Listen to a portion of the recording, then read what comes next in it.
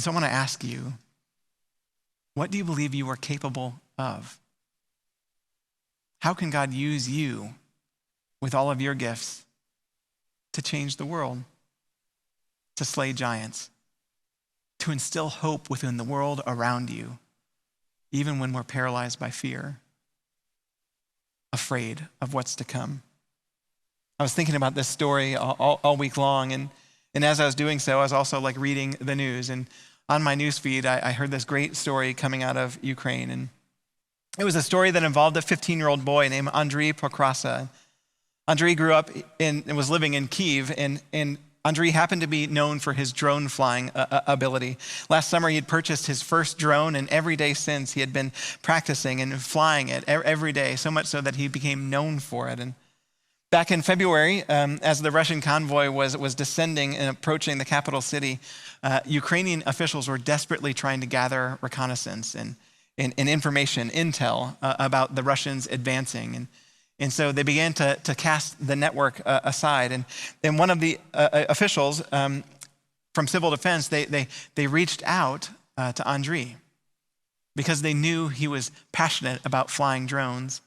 And they asked him if he'd be willing to share the coordinates of this Russian column, this Russian envoy that was bearing down on the capital city. And they asked a 15-year-old boy to help because of his willingness and his passion for flying drones.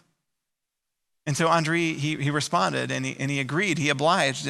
And so he and his dad, they flew his drone over the Russian forces at night, relaying whatever photos, whatever coordinates they had of their artillery units and their weapons. And what they did, the Ukrainian officials, they acted on that intel, and they were able to push back the Russian convoy. They were able to save the capital city. They were able to change the world and give a whole group of people a sense of hope. All because they asked this 15-year-old boy who was passionate about flying drones to help them. And he said yes, confidently. Ukraine's unmanned recon unit leader, he shared this about Andriy. He said, he's a real hero, a hero of Ukraine. He was the only one who was experienced with drones in that region. And because of his willingness to simply fly his drone from a nearby field with his dad, they were able to thwart the Russians' attack and save an entire city. It didn't matter that he was 15. This unit leader, he saw something in him. He saw possibilities even when the rest of the world would have been looking elsewhere. And Andriy saw them too.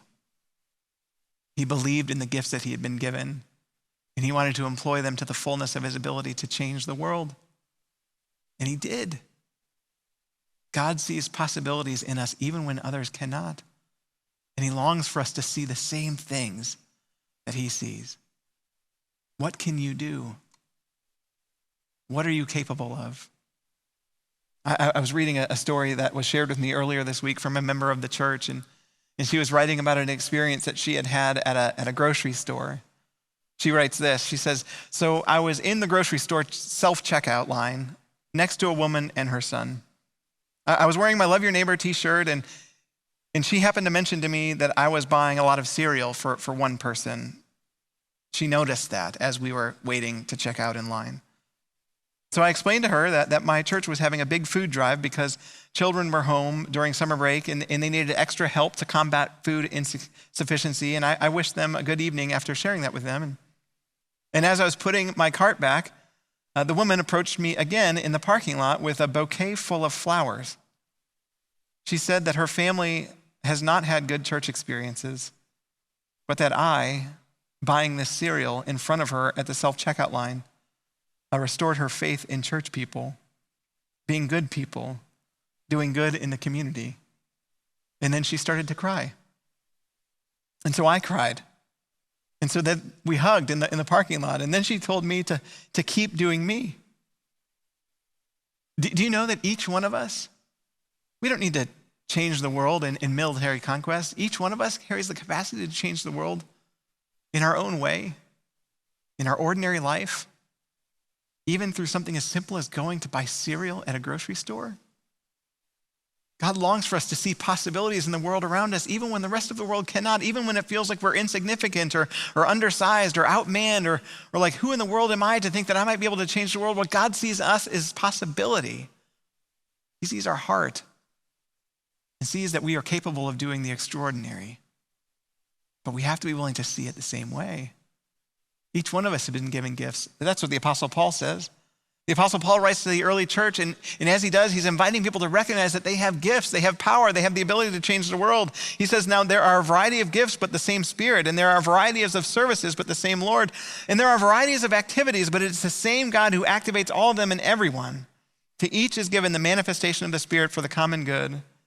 And then he goes on to list all of these different gifts. And as he lists them, he's inviting people to recognize what they have, what they can see in themselves that God could use to change the world. For the common good, to usher in the kingdom of heaven. Each and every one of us has something that we can do. Each and every one of us has something that we can employ. Each and every one of us has the power and the capacity, the potential to change the world. If only we'd see it. David wants us to see it. David wants us to remember and to never forget that God sees possibilities in us even when others cannot. And he wants us to not only remember that, but to believe it in our own lives so that we start to see the world in the same way, as full of possibilities, so that we can see our lives in the same way, as capable of changing the world because God calls the ordinary in order to accomplish the extraordinary.